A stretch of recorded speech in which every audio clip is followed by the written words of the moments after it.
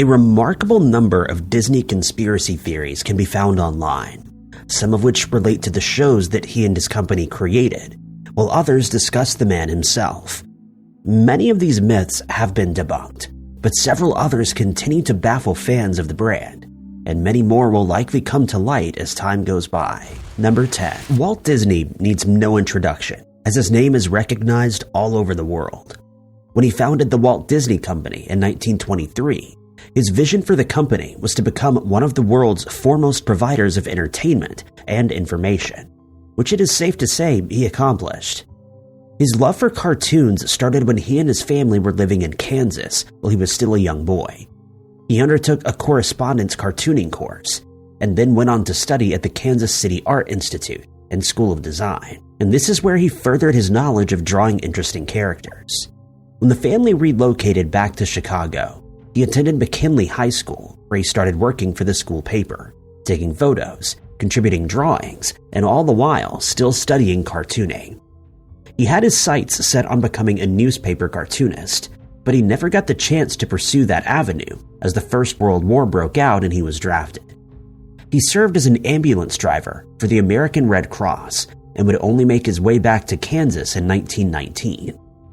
Here, he worked in art studios and met animator Ub Iwerks, who would go on to create the famous Mickey Mouse character, and they decided to start working together.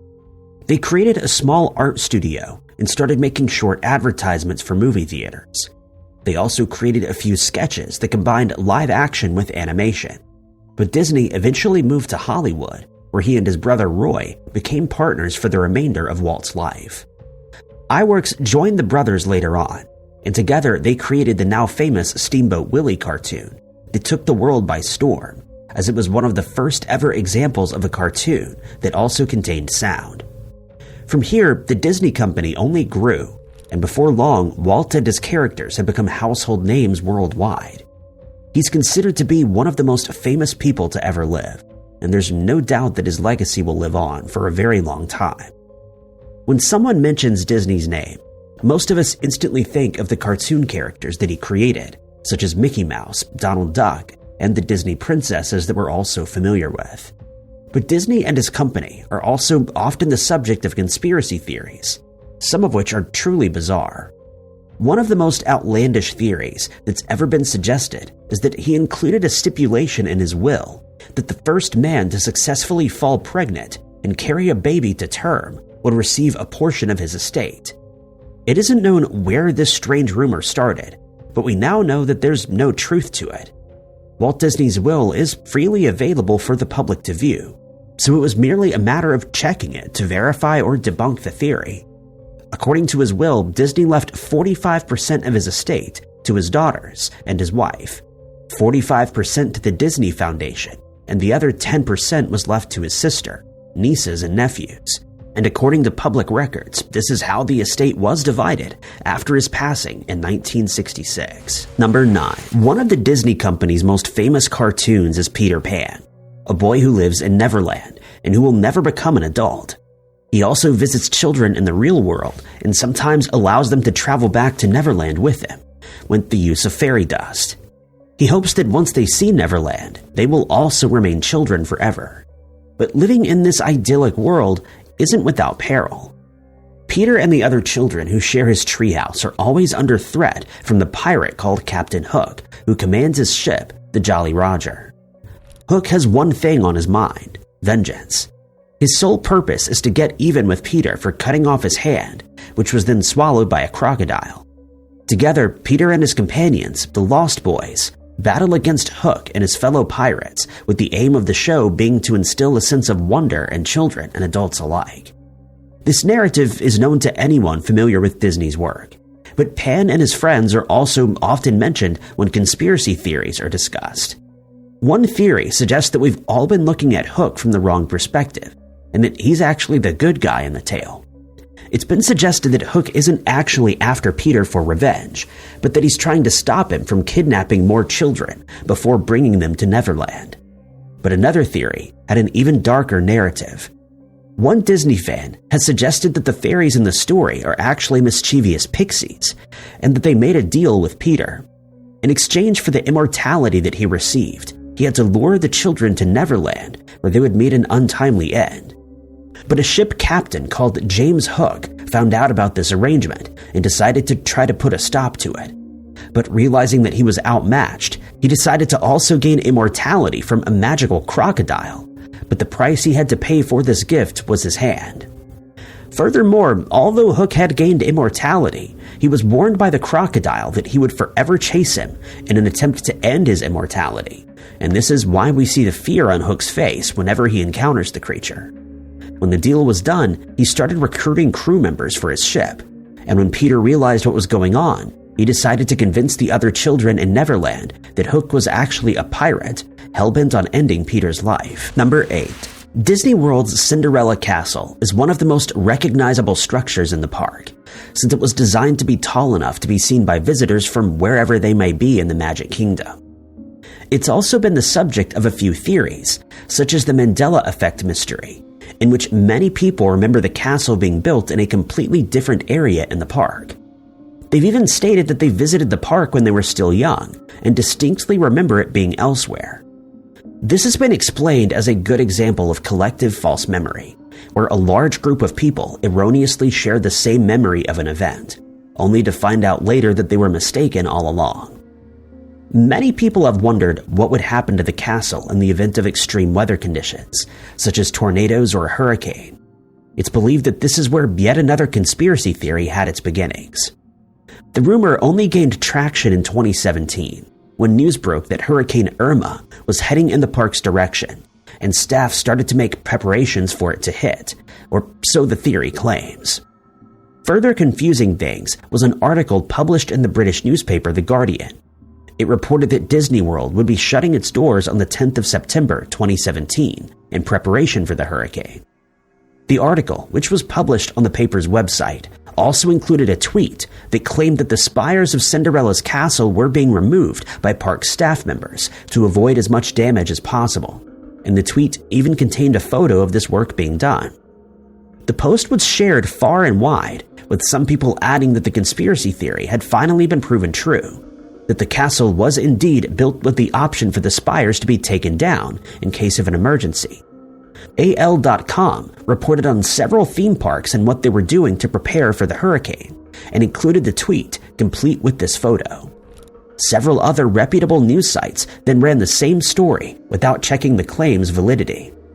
This caused quite a stir, as the Disney company has always denied the suggestion that the castle can be dismantled and moved, and with this article being published, they felt that they'd been lied to. Many people questioned why they wouldn't simply admit that the castle was built this way, since it shows ingenuity and amazing craftsmanship. So they started to believe that something more sinister was being kept from them. A representative from Disney addressed these rumors, stating that the castle was built to withstand hurricane-force winds, and that there would be no need to dismantle it for the approaching storm. They added that even the spires would remain intact for the duration of the hurricane, and any damage that was done by flying debris or the storm itself would be dealt with after the fact. The storm did eventually hit the park, and some damage was reported, but the castle stood firm as it was without the need for the spires or any parts to be removed. With a little investigating, the source of the tweet and the accompanying photo was soon revealed. It was found that the photo was taken a year earlier, in February of 2016, when Christmas lights were being removed from the spire following the end of the festive season. As for the account that posted the tweet, it was found to belong to the WDW Kingdom Cast, a podcast that takes a cynical look at all things Disney. Even after the hurricane passed, the rumor stayed alive, and it's still often discussed today. Number 7. Snow White and the Seven Dwarfs was the first ever feature-length animated film created by Disney. It was first screened on the 21st of December, 1937, at Los Angeles' Carthy Circle Theater, and when it was released to the public, it took the animation world by storm. For the uninitiated, it follows a girl named Snow White, who's fleeing from the evil queen, and she decides to take refuge with 7 dwarves that work in a mine. But the queen manages to disguise herself and tricks Snow White into eating a poisoned apple, which causes her to fall into a deep sleep, from which she's slated to never awake. But when a charming prince finds out what happened, he tracks her down and magically awakens her with a kiss. The pair then get married and live out the rest of their days in happiness. This is the fairy tale that we're all familiar with, but some fans have come up with a theory that the end of the film doesn't tell the whole story. It all starts at the beginning of the movie when Snow White can be seen singing into a well. Her voice carries to the ears of Prince Charming, who decides to find out who it belongs to. To find Snow White, he climbs over a castle wall, but she gets startled and runs back into the castle, much to his dismay. This, the theory holds, is where things in the movie took a darker turn than we ever realized. While most of us believe she ran into the castle out of shyness or embarrassment, others believe she recognized the prince, who isn't a prince at all, but the personification of death. Since she was standing very close to the edge of the well, she attracted him, as he believed she might fall in and lose her life in the process. The prince persists, though, and Snow White sends a white dove out to him, which the theory suggests is symbolic of her soul leaving her body. We all know that after Snow White eats the poisoned apple, she's left in a coma-like state, but the title card in the film, when the dwarves are standing around her, reads, "So beautiful, even in death, that the dwarves could not find it in their hearts to bury her," which implies that she's passed on. She's then transferred to a coffin and placed in the woods where the dwarves mourn her passing, but then Prince Charming reappears and rouses her from her death-like sleep with a magical kiss. She decides to leave with the prince and says goodbye to her dwarf friends before getting on the prince's horse and riding away. All of these scenes are included in the theory, since they all seem to suggest that Snow White is no longer alive. The title card states outright that she has passed. She's placed in a coffin, ready for burial. And if the prince really is actually death, he then comes to get her and take her away, never to return. Furthermore, they then stop on a hilltop where a castle appears in the sky, and this is suggested to be the kingdom of heaven, where Snow White is taken after her tragic passing. Number 6. When it comes to conspiracy theories about domes, Disney is no stranger, as several of these theories have cropped up over the decades, at least one of which has been confirmed, although the project never saw the light of day. In October of 1966, Walt Disney appeared in a video to announce that the company was planning on constructing a residential area of between 50 and 75 acres called the Experimental Prototype Community of Tomorrow. The project was slated to cost around $100 million and would have housed as many as 20,000 residents. If the city was ever built, it would have included mass public transport systems, an underground traffic system, and a glass dome that would have covered the entire city.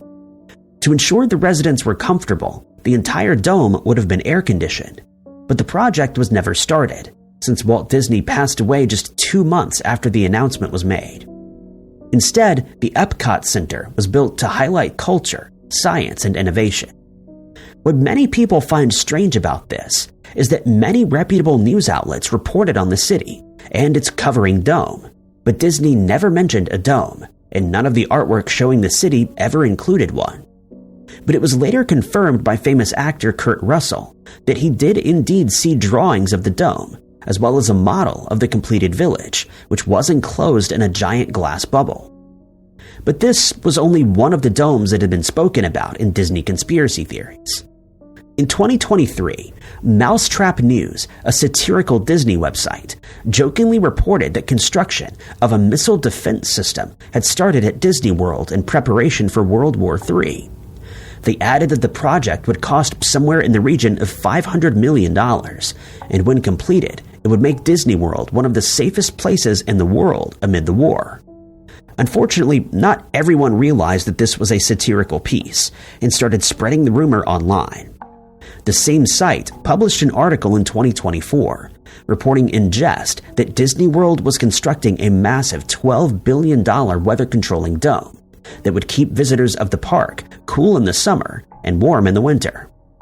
These articles were obviously not meant to be taken seriously, but many readers were taken in by the rumors and believed that these domes were really being built. Number 5. When the Disney film Lilo and Stitch was released in 2002, it became an instant hit. Kids could buy all kinds of merchandise like lunchboxes, action figures, plushies, posters, and even stationery. And it proved so popular that they made it into a TV series that ran for 2 seasons. The premise of the film is that Lilo, a Hawaiian girl, decides to adopt a puppy called Stitch from a local shelter, not knowing that the dog she chooses isn't actually a dog, but an alien experiment with massive destructive powers. When Stitch's extraterrestrial creatures receive word that he's been found, they do everything in their power to get him. In the end, Stitch becomes part of Lilo's family, and they're able to convince his creators that he should be left on Earth, since that's now where he belongs.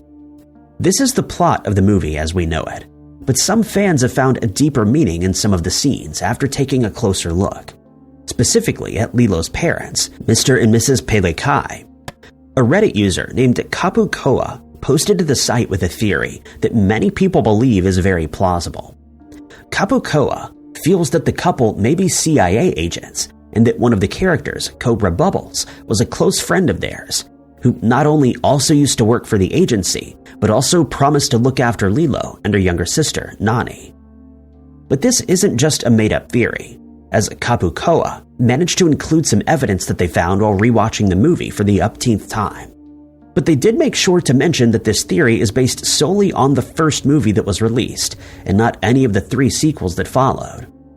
The theory started to form in Kapu Koa's mind when they rewatched the scene where the Galactic Council returns to Earth to collect Stitch, and their leader can be heard saying that she recognized Cobra Bubbles. He tries to explain how this is possible by admitting that he served in the CIA, and specifically at Roswell, which is famous for the alleged UFO crash that took place there in 1947. Kapu Koa believes that any CIA agent with knowledge about what's going on at Roswell would never have been allowed to leave and become a guardian of 2 orphaned children. But since he made a promise to Mr. and Mrs. Pelekai, he was allowed to do so. It's also been suggested that this is why Cobra Bubbles doesn't immediately remove the children from their house, despite noticing that their living conditions are far from ideal. The theory that Mr. and Mrs. Pelekai were secret agents was further bolstered by another factor in the film. Kapu Koa believes that Lilo is obsessed with taking photos of people with weight problems who are visiting Hawaii. They suggested that Mr. Pelekai was sent to the island by the CIA on a low-risk mission that allowed him to bring the 2 girls with him. To avoid suspicion, he uses Lilo as cover, since no one suspects a father and daughter who are just spending time outdoors taking photos of tourists in the area. Lilo remembers this time with her father, including the fact that his intended target was an overweight person, and after he passes away, she becomes obsessed with taking photos of overweight tourists, since it reminds her of him and helps her feel closer to him after his passing. The last piece of the puzzle in this theory became clear when Kapu Koa took a closer look at the strange books that can be seen in Lilo's bedroom. Their titles include Roadmaps of Iowa, Oyster Farming, Is It For You?, Practical Voodoo, and Fire Eating for Fun and Profit. Most young people wouldn't have these kinds of books in their rooms, and so Kapu Koa suggests that they actually belonged to Mr. and Mrs. Pelekai, who, as CIA agents, had to do a lot of research into the targets that they were tasked with finding. Sometimes these targets had some very interesting and unusual hobbies, which is why they needed to buy these strange books. After they lose their lives in a car accident, which happens before the events in the film, Lilo inherits the books and keeps them in her room to feel closer to her parents.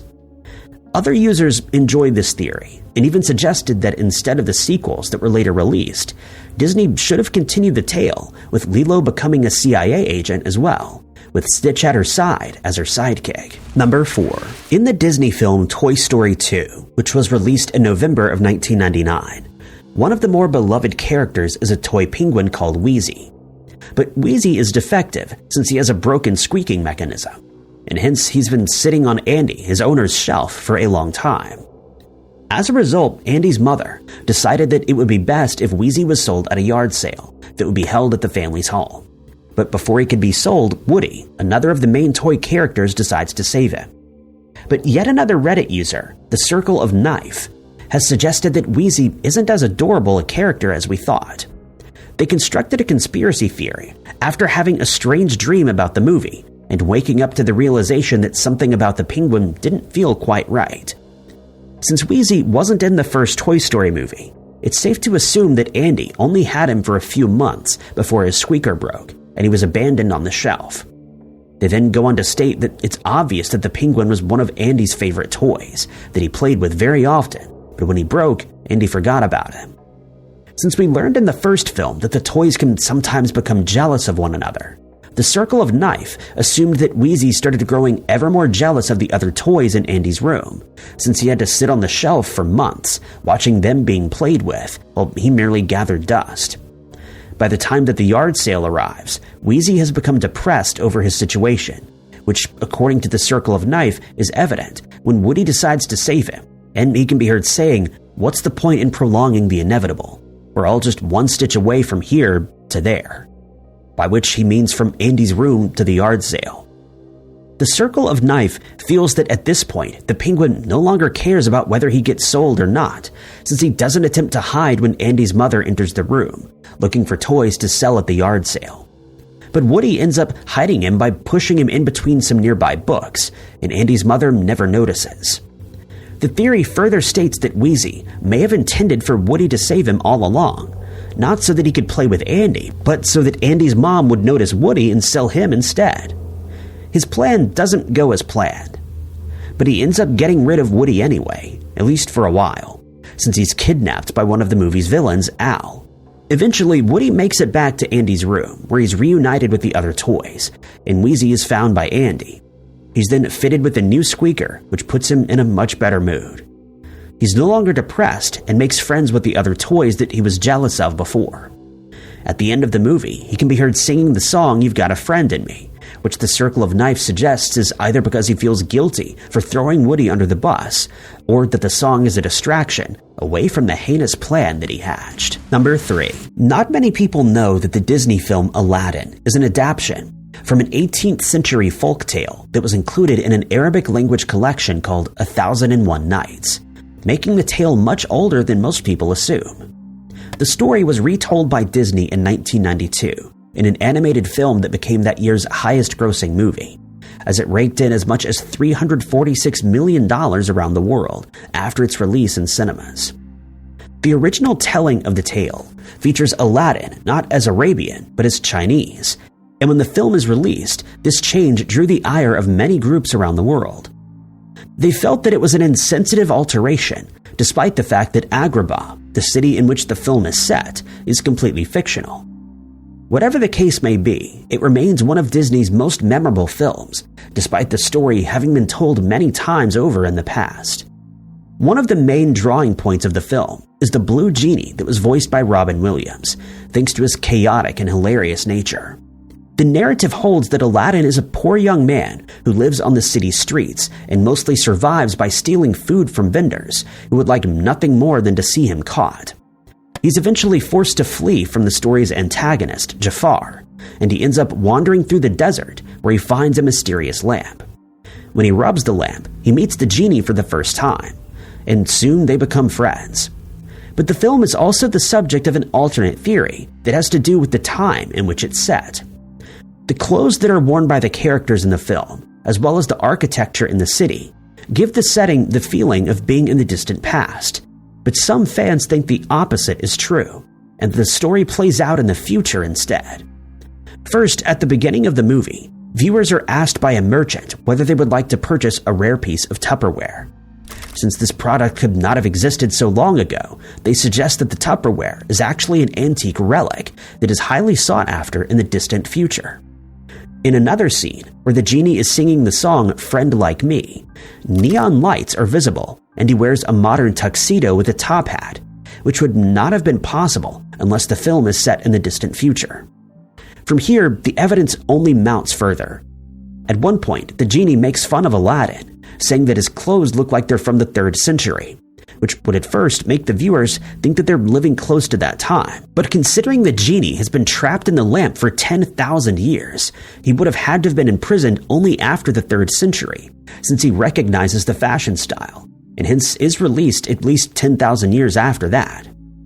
Furthermore, the genie makes reference to 20th century pop icons, such as Arnold Schwarzenegger, Jack Nicholson, and Rodney Dangerfield, which would put his entrapment and the movie's setting even further into the future. It's also been suggested that the flying carpet that Aladdin uses is actually some kind of hoverboard technology that was hidden away in the Cave of Wonders when a nuclear war broke out that left the planet as nothing more than a vast desert. While this theory is a tongue-in-cheek suggestion, many fans find it fun to think about, but still believe that the narrative is likely set in the past. Number 2. Many fan theories suggest that films and shows, not only those created by Disney, take place in the same universe. Some good examples of this are Danny Phantom and the Fairly OddParents, Samurai Jack and the Powerpuff Girls, and Tarzan and Frozen. The theories connecting these universes have been thoroughly scrutinized, and while some agree with them, some fans think they're a little too outlandish to consider as true. When it comes to Disney films, one theory suggests that The Little Mermaid and Peter Pan take place in the same universe, and a few fans claim to have found proof. To the untrained eye, these two films have very little in common, since one centers around a boy who never grows old, while the other is about a mermaid who falls in love with a human and wishes to live on land rather than under the sea. The mermaid Ariel is known to be the daughter of King Triton and Queen Athena, but the queen never makes an appearance in the movie, which has led to a lot of speculation among fans over the years. In the third film in the franchise, we learn that Queen Athena met a tragic end while Ariel was still young. She and the king are celebrating their wedding anniversary inside of a cove, and he gifts her with a music box that plays their favorite song. But in the midst of the celebrations, a pirate ship suddenly arrives, prompting everyone in attendance to flee. But the queen drops the music box while fleeing and decides to go back for it, causing her to fall behind the rest of the group. In the meantime, the ship has sailed out of control and unfortunately ends up crushing the queen on the rocks and ending her life. The result is that the king ends up hating music and humans, as they only serve as a reminder of his loss and sadness. According to the theory, the answer as to who was captaining the ship can be found in the 1953 Peter Pan movie. At one point, Peter takes Wendy to Mermaid Lagoon, where mermaids can be seen frolicking in the water. The pair spend some time with the mermaids, who are obviously fond of Peter. But then Captain Hook and his ship arrive, sending the mermaids into a frenzy as they attempt to flee. This suggests that they know him to be a villain and that they've encountered him in the past. From here, the parallels almost draw themselves. The theory suggests that the mermaids are afraid of Hook and his ship, since he was the one responsible for ending Queen Athena's life. Since they've come to understand his nature, they know that he would have no qualms about ending another mermaid's life, and hence they scramble to get out of the way of the ship and Hook's view. Many Disney fans have adopted this theory as fact, even though it's never been confirmed by either of the movie's creators. They believe that Disney films often contain small clues that paint a completely different story to the one that's being presented at face value, and hence they think that Peter Pan and Ariel could indeed exist in the same universe. Number 1. Pixar Animation Studios is owned by the Walt Disney Company, and hence it comes as no surprise that some fans look for ways to connect films that are made by these two individual studios. Pixar has been at the forefront of animation for many years, and whenever they announce a new release, fans usually wait with bated breath until they're able to watch it in cinemas, thanks to the high quality of the animation and the studio's good track record when it comes to humor. But some fans also try to find hidden Easter eggs in these films, some of which have led to some wild and outlandish conspiracy theories, such as the suggestion that Monsters, Inc. and Brave, two very different movies, are connected in a very unexpected way. In fact, some Pixar fans believe that all the films created by the studio are set in the same universe, and that some of them even take place at the same time, only in different parts of that universe. Monsters, Inc. is one of Pixar's most beloved films, as it deals with children who have nightmares and the monsters that they see under their beds, in their closets, and in the shadowy corners of their bedrooms. One of these children is a girl called Boo, who accidentally becomes the first human to set foot in Monstropolis, a city where the monsters process the screams of the children they frightened, and where they're then used to power the city. She becomes friends with the film's main characters, Sully and Mike, who try to return her to her own world, amid a series of chaotic and hilarious events that keep viewers glued to their screens. To most fans, it would be a stretch to imagine that these events take place in the same universe as the film Brave, since the latter is set in Scotland in the Dark Ages, as opposed to the obviously modern Monsters, Inc. But one theory has indeed managed to place these films in the same realm, as it's been posited that the doors used by the monsters to gain entry into the children's bedrooms are actually portals that allow anyone to travel through time.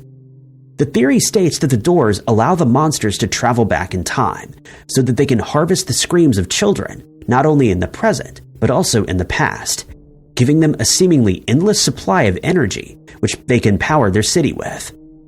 This is where one character in the film Brave comes in. Fans suggest that after the events in Monsters, Inc., where Sully and Mike finally return Boo to her room, she misses them too much and learns how to use the doors to her advantage. She travels through time looking for her two friends, which is mirrored by the witch in Brave, as she also seems to travel through magical doors. The witch ends up turning one character, Mordu, into a bear, but according to the theory, Boo and the witch are the same person, and she only transformed him into a bear since Sully reminded her of one. The theory was further bolstered when some eagle-eyed fans noticed that the witch had a wooden carving of Sully in her cottage. But even this hidden clue has been expanded on, since the theory further states that all of the Easter eggs that can be found in Pixar movies are relics that have been left behind by Boo, or the witch, so that they'll be found by Sully in hopes that he'll realize that she's trying to reunite with him and Mike. Thank you guys so much for watching. If you liked this video, be sure to hit that like button. Also, don't forget to subscribe and click that notification bell to keep up to date with all of our future uploads. But my name is Ty Knotts, and I'll catch you guys in the next video.